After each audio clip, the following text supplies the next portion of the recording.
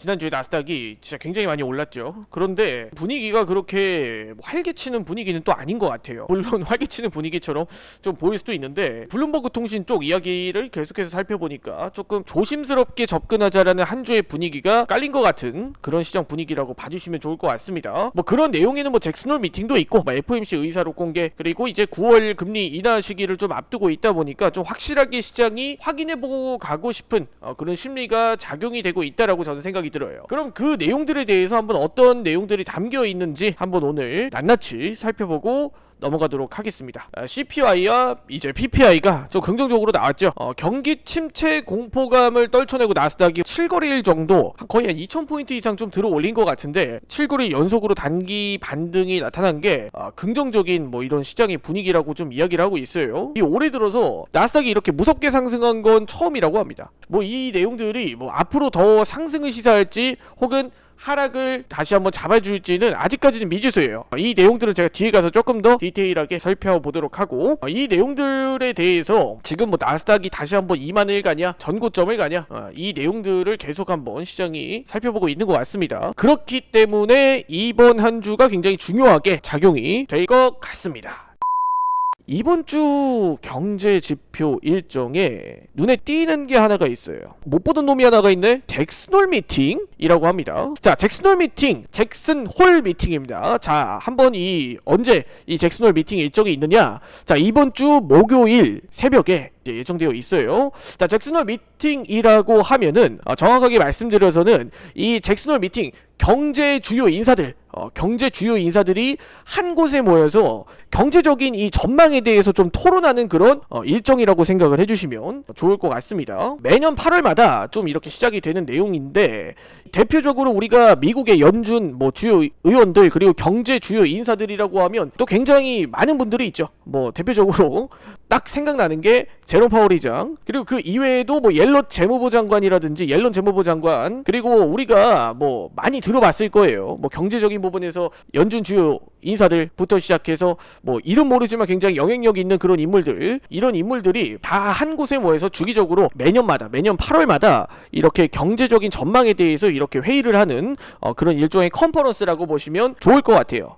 그런데 잭슨홀 미팅이 왜 중요한가를 좀 이야기했을 때, 당연히 여러분들 그 거물급 금융 인사들이 모여서 시시하게 뭐 그냥 토크나 이야기하겠습니까? 경제적인 이제 주요 인사들이 딱 모였을 때는 당연히 그만큼 뭐 수준이 높고 심도 있는 토론을 하지 않겠습니까? 대표적으로 이 잭슨홀 미팅을 중요하게 보는 이유는 잭슨홀 미팅 때마다 했던 이야기들이 하나의 이 스노우볼링처럼 굴러와서 큰 파장을 불러일으켰다라는 거예요. 그만큼 의미 있는 이야기들이 오고 간다라는 건데, 자, 최근에 있었던 이 잭슨홀 미팅 2022년, 정확히 2023년 때는 별게 없었고, 작년에는 2022년 때 우리가 그 제롬 파월 의장에 대해서 정말 머리 아프게 당했던 기억이 있었을 거예요. 뭐 그때는 뭐 주식하신 분들도 워낙 많았다 보니까 제롬 파월 의장이 거의 뭐 전 세계적으로 영향력 있는 인물 1등 순위에도 뽑히곤 했습니다. 근데 2022년에는 우리가 그때 기억하실 거예요. 그때 막 코스피도 막 빠지고 나스닥도 빠지고, 이때가 첫 번째 대세 하락장, 제롬 파월 의장이 금리를 높은 수준을 유지해야 된다라는 이야기를 하면서 그때 7번 넘게 이제 이 말 이후로 7번 넘게 금리 인상을 좀 진행을 했죠. 베이비 스텝 건너뛰고 완전 자이언트 스텝, 빅 스텝 막 엄청 밟아댔죠. 진짜 엄청 밟아댔어요. 이때 거의 제롬 파월 의장이 이 금리를 진짜 미친듯이 올렸죠. 진짜 무서웠어. 나도 이때는 근데 반대로 또 매매가 굉장히 좀 쉬웠다는 거죠. 쉬웠어. 왜? 이때는 그냥 셀만 묻어놨으면 됐었거든.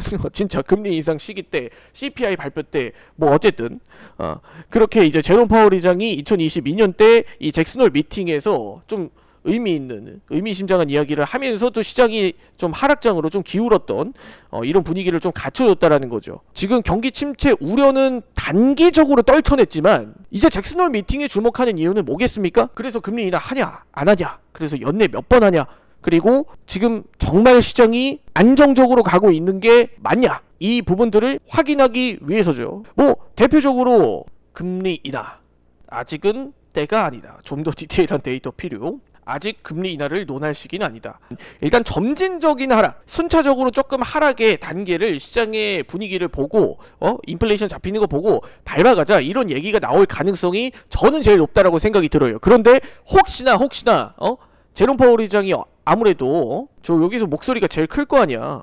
아무래도 제롬 파월 의장의 목소리가 제일 클 건데, 잭슨홀 미팅에서 모두 다 사실 말이 잭슨홀 미팅이지 제롬 파월 의장이 이 공식선상에서 뭐 어떻게 이야기하느냐를 지금 기대하고 있을 거 아니야. 그런데 여기서 제롬 파월 의장이 조금이라도 애매하게 이제 방어적으로 이야기를 하게 되면 그때는 좀 시장이 상승분을 좀 반납할 수도 있지 않을까, 이렇게 생각이 들어요. 반대로 여기서 뭐 제롬 파월 의장이 뭐 강한 자신감을 표출할 수도 있겠죠.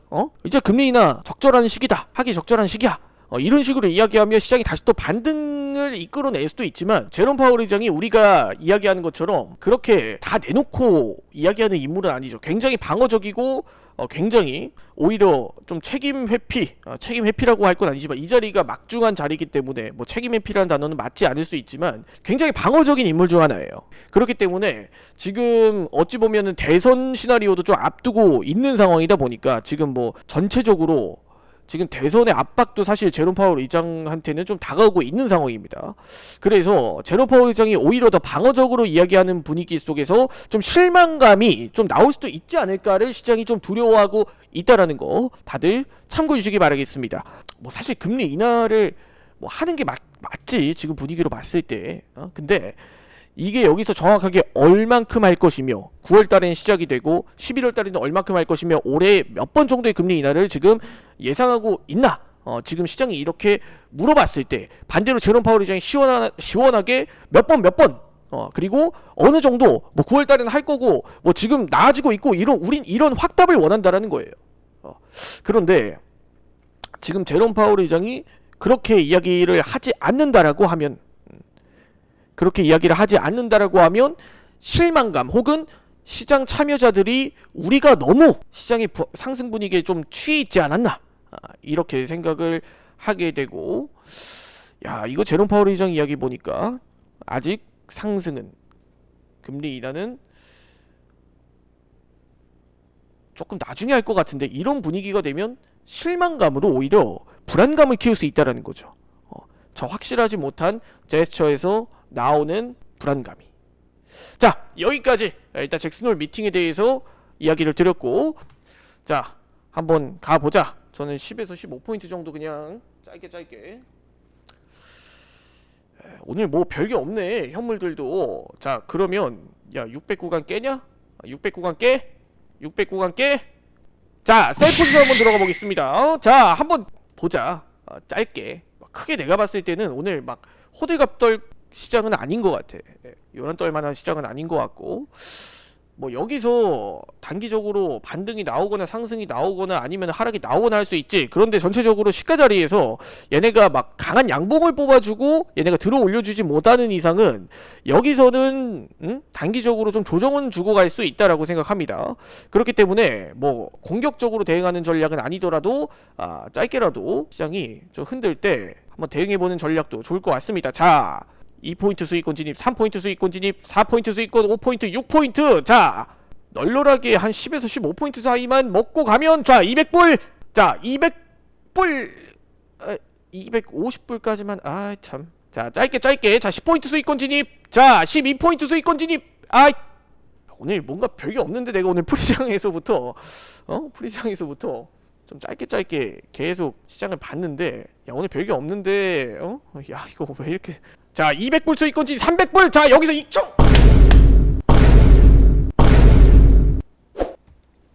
자, 오늘 윤슬리 센터장, 자, 294불 294불 오늘 몇 포인트 수익권이야?